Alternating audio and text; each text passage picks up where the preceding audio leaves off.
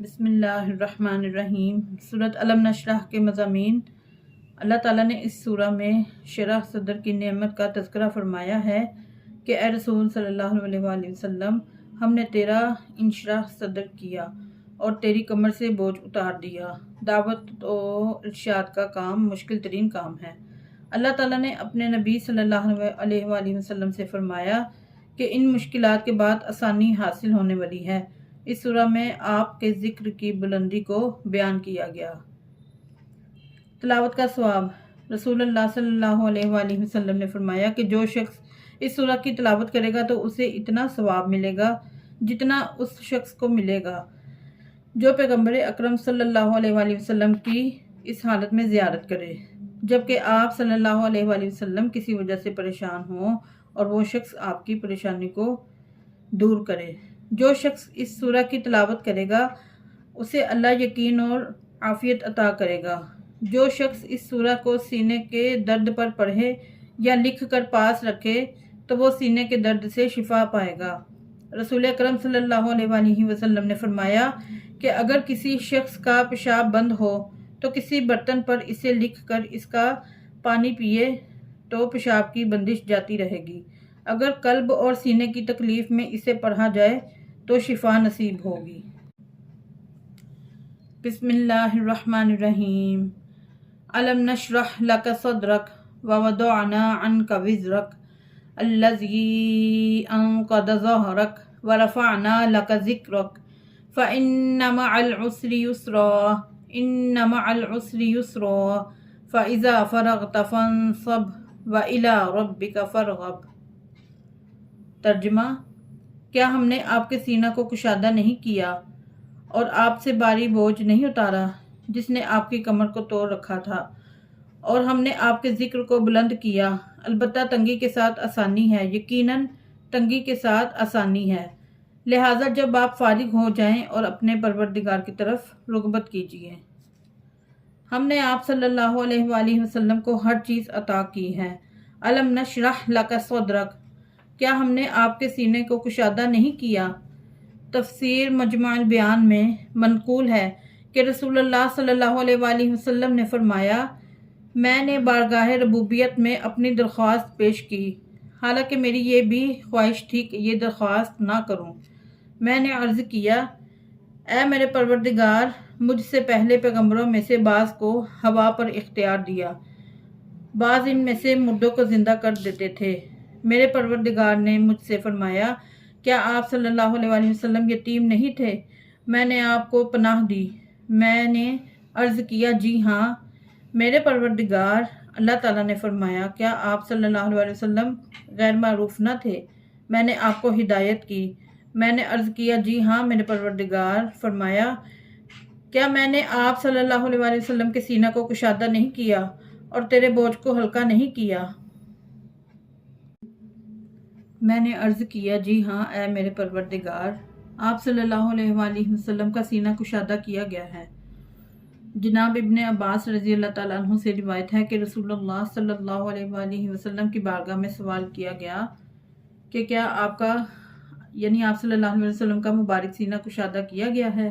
آپ صلی اللہ علیہ وآلہ وسلم نے فرمایا، جی ہاں میرے سینے کو غرور و تکبر سے پاک و پاکیزہ بنایا گیا ہے اور دارالخلود جنت کی طرف متوجہ کر دیا گیا ہے، اور موت سے پہلے مجھے موت کے لیے تیار کر دیا گیا ہے۔ ہم نے آپ صلی اللہ علیہ وآلہ وسلم کے ذکر کو بلند کر دیا۔ ورفعنا لک ذکرک، اور ہم نے آپ کے ذکر کو بلند کیا۔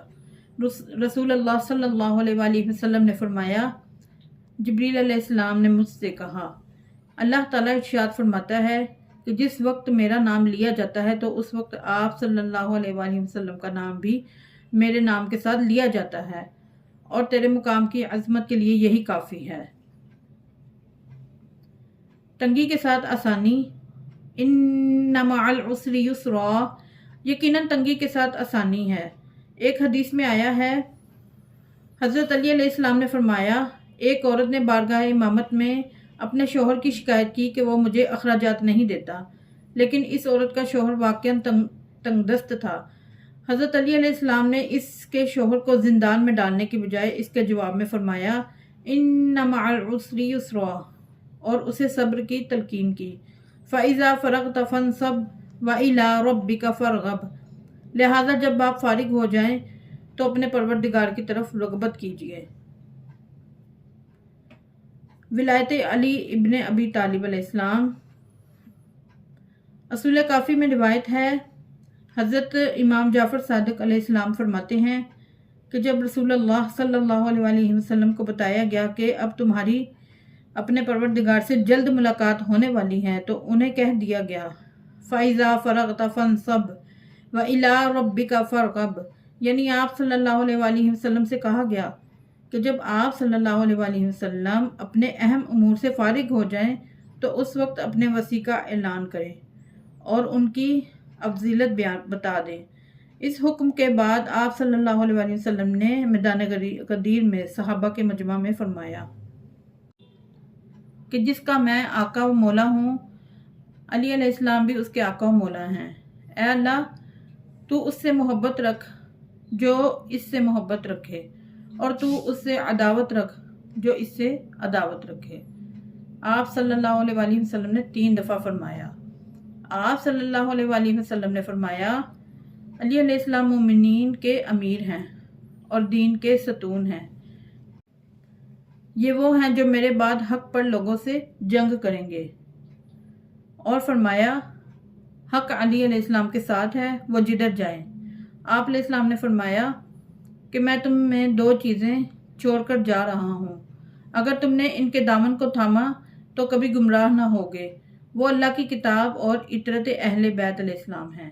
اے لوگو، تم میری بات سنو، اور میں نے اپنا پیغام پہنچا دیا ہے، تم عنقریب حوض کوثر پر مجھ سے ملو گے۔ ثقلین میں سے تو ایک کتاب اللہ تعالیٰ کی ہے اور دوسری میری اطرت اہل بیت ہے، ان سے آگے بڑھنے کی کوشش نہ کرنا ورنہ ہلاک ہو جاؤ گے۔ تم ان کو زیادہ نہیں جانتے، میں انہیں خوب جانتا ہوں۔ بسم اللہ الرحمن الرحیم۔ سورہ اعلیٰ کے مضامین۔ سورہ اعلیٰ کے مضامین کو 2 حصوں میں تقسیم کیا جاتا ہے۔ اس کے پہلے حصے میں پیغمبر اکرم صلی اللہ علیہ وآلہ وسلم کی طرف خطاب ہے۔ آپ صلی اللہ علیہ وآلہ وسلم سے کہا گیا ہے کہ وہ اپنے پروردگار کی تسبیح کریں اور اپنی رسالت کے فرائض کو انجام دیں۔ علاوہ ازیں اس حصے میں اللہ تعالیٰ کے اوصاف بیان کیے گئے ہیں۔ اس کے دوسرے حصے میں اہل ایمان اور کفار کا تذکرہ ہے کہ ان دونوں گروہوں کی سعادت و شقاوت کے عوامل کیا ہیں۔ اس سورہ کے آخر میں اس حقیقت کی طرف توجہ دلائی گئی ہے کہ ان مطالب کو صرف قرآن پاک نے بیان نہیں کیا بلکہ گزشتہ انبیاء کی کتب اور ان کے صحیفوں میں بھی ان مطالب کا ذکر کیا گیا ہے۔ سورہ اعلیٰ کی تلاوت کی فضیلت۔ کتاب ثواب الاعمال میں حضرت امام جعفر صادق علیہ السلام سے روایت ہے کہ جو شخص اپنے فرائض یا نوافل میں سورہ اعلیٰ کی تلاوت کرے گا تو قیامت کے دن ان سے کہا جائے گا کہ جنت کے جس دروازے سے چاہے داخل ہو جا۔ ایک اور روایت میں حضرت امام جعفر صادق علیہ السلام کا فرمان ہے، ہمارے پیروکار مومن پر لازم ہے کہ اسے چاہیے کہ وہ جمعہ کی رات سورہ جمعہ کی اور سورہ اعلیٰ کی تلاوت کرے۔ ایک حدیث میں آیا ہے کہ رسول اللہ صلی اللہ علیہ وآلہ وسلم نے فرمایا جو شخص سورہ اعلیٰ کی تلاوت کرے گا تو اللہ تعالیٰ ہر اس حرف کے بدلے میں جو اس نے حضرت ابراہیم علیہ السلام، حضرت موسیٰ علیہ السلام اور حضرت محمد صلی اللہ علیہ وآلہ وسلم پر نازل کیا ہے 10 نیکیاں اسے عطا فرمائے گا۔ بسم اللہ الرحمن الرحیم۔ سبح اسم ربک الاعلی الذی خلق فسوی والذی قدر فہدی والذی اخرج المرعی فجعلہ غثاء احوی سنقرئک فلا تنسى الا ما شاء اللہ انہ یعلم الجہر وما یخفی وَنُيَسِّرُكَ لِلْيُسْرَىٰ فَذَكِّرْ إِن نَّفَعَتِ الذِّكْرَىٰ سَيَذَّكَّرُ مَن يَخْشَىٰ۔ ترجمہ: اے نبی صلی اللہ علیہ وسلم، اپنے عظیم مرتبہ رب کے نام کی تسبیح کیجیے، اور جس نے خلق کیا اور منظم کیا، اور جس نے تقدیر بنائی اور ہدایت فرمائی، اور جس نے چارہ پیدا کیا پھر اسے خشک اور سیاہ کر دیا۔ ہم آپ کو عنقریب پڑھائیں گے، پھر آپ نہ بھولیں گے مگر وہ جو اللہ تعالیٰ چاہے۔ وہ ظاہر اور پنہاں باتوں کو جانتا ہے، اور ہم آپ کے لیے سہل طریقہ فراہم کریں گے۔ تو جہاں تک نصیحت فائدہ دے نصیحت کرتے رہو، اور جو آدمی خوف رکھتا ہے وہ جلد نصیحت کو قبول کرتا ہے۔ تفسیر آیات۔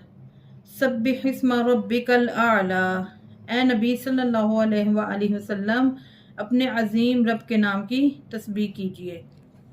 حضرت امام علی علیہ السلام سے روایت ہے کہ رسول صلی اللہ علیہ وآلہ وسلم اس سورہ کو محبوب رکھتے تھے، اور جس نے سب سے پہلے سبحان ربی الاعلی کہا وہ حضرت میکائیل علیہ السلام ہیں۔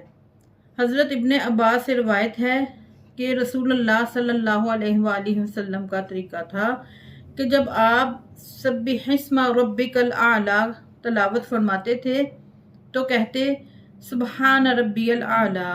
حضرت علی علیہ السلام کا طریقہ بھی یہی تھا۔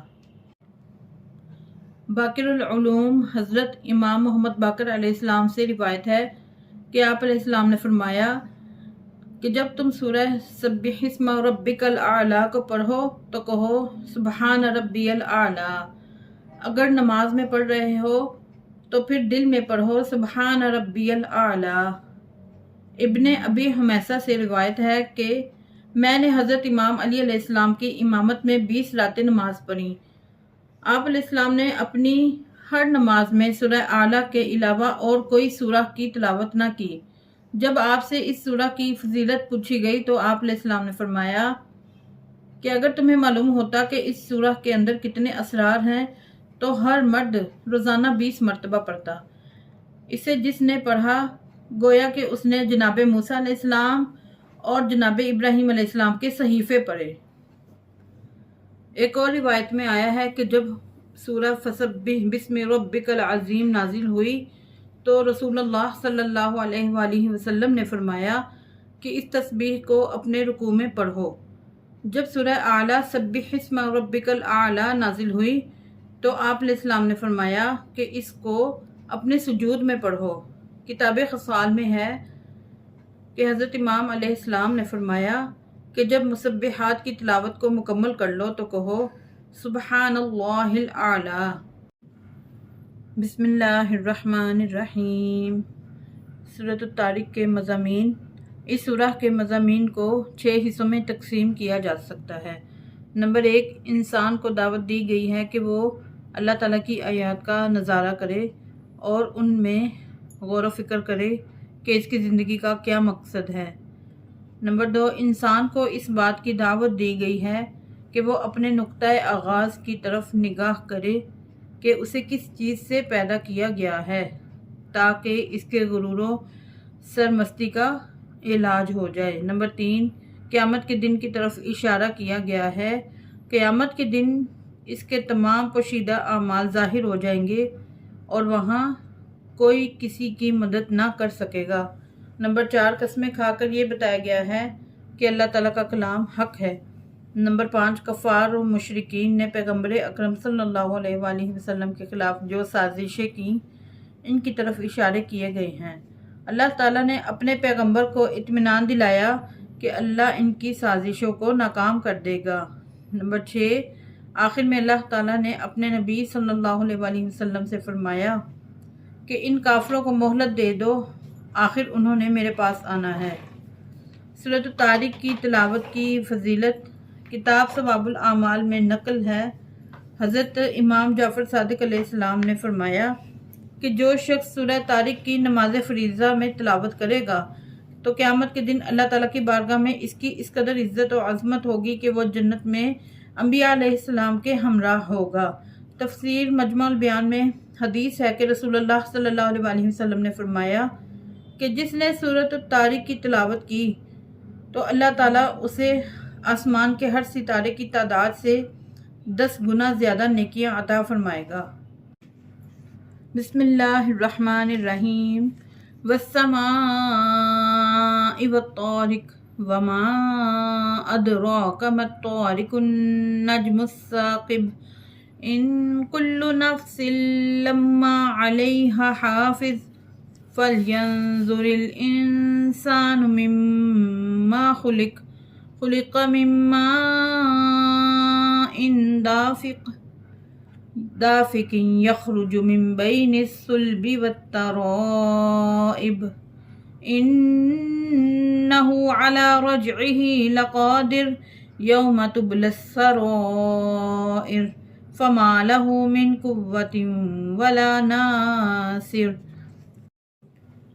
ترجمہ: قسم ہے آسمان کی اور تاریکی میں روشن ہونے والے کی، اور آپ کیا جانیں رات کو روشن ہونے والا کیا ہے؟ وہ روشن ستارہ ہے، کوئی ایسا نہیں ہے جس پر نگران نہ ہو۔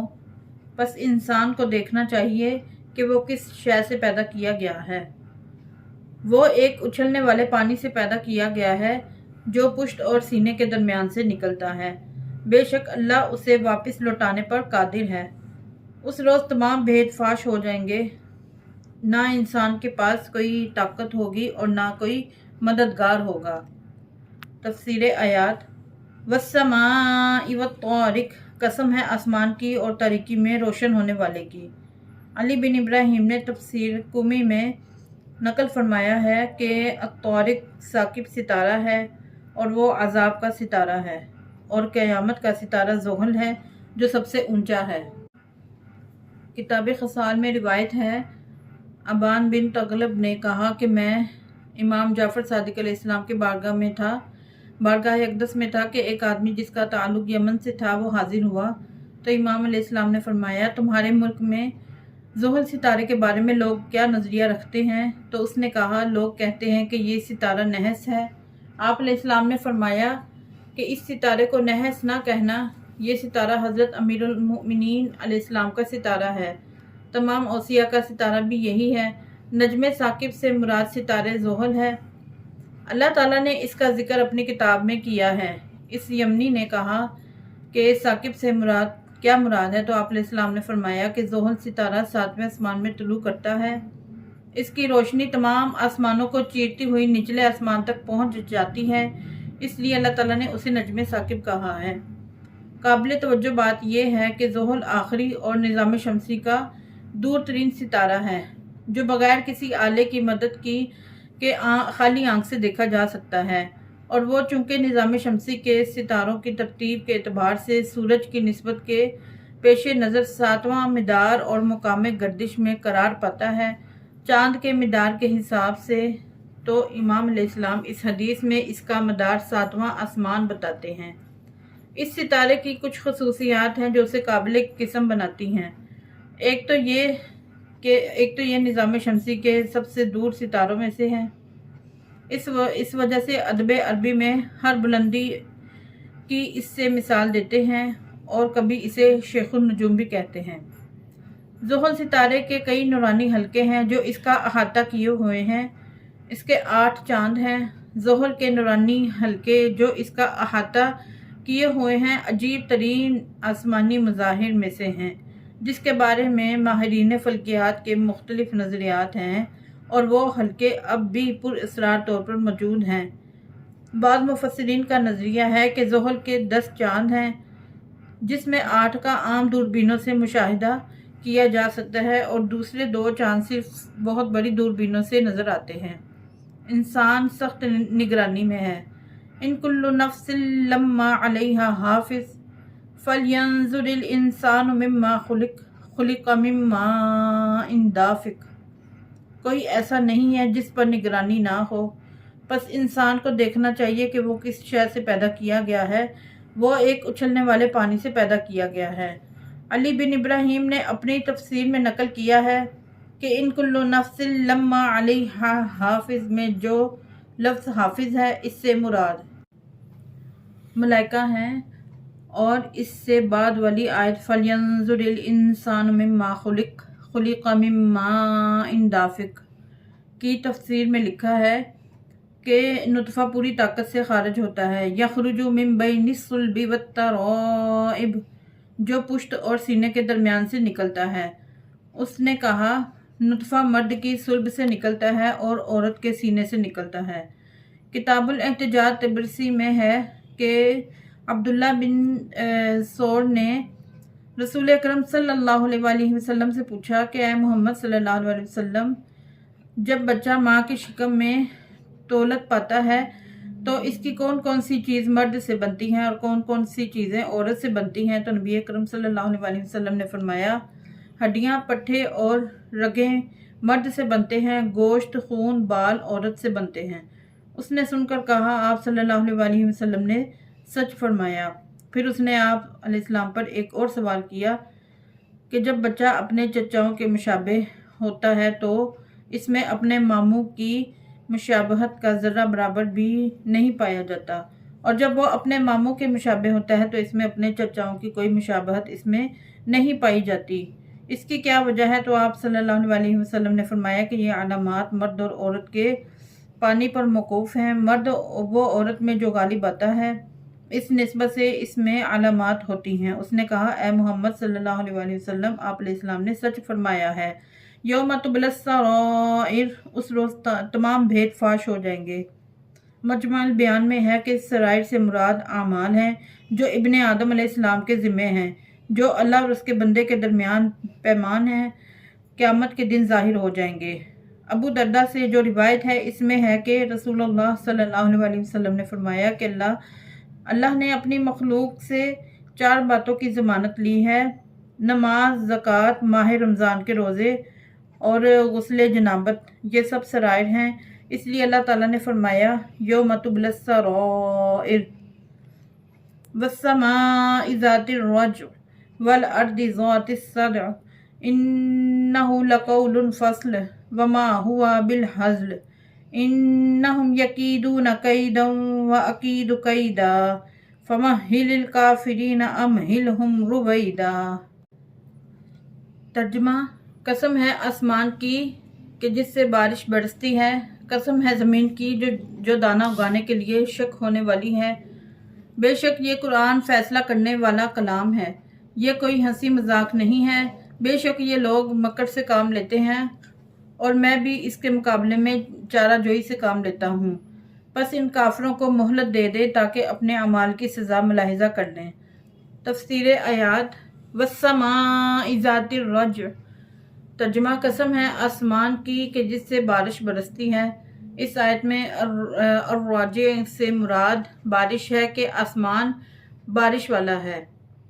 والارض ذات الصدع، قسم ہے زمین کی جو دانہ اگانے کے لیے شک ہونے والی ہے۔ ذات الصدع سے مراد زمین نباتات والی ہے۔ انہ لقول فصل، بے شک یہ قرآن فیصلہ کرنے والا کلام ہے۔ مجمع البیان میں ہے کہ یہ قرآن حق اور باطل کے درمیان فیصلہ کرنے والا ہے۔ انہ لقول فصل، مجھے آسمان و زمین کی قسم، قیامت کا وعدہ ایک فیصل شدہ وعدہ ہے اور پکی پختہ بات ہے کہ کفار کو اس دن کا عذاب بھگتنا پڑے گا۔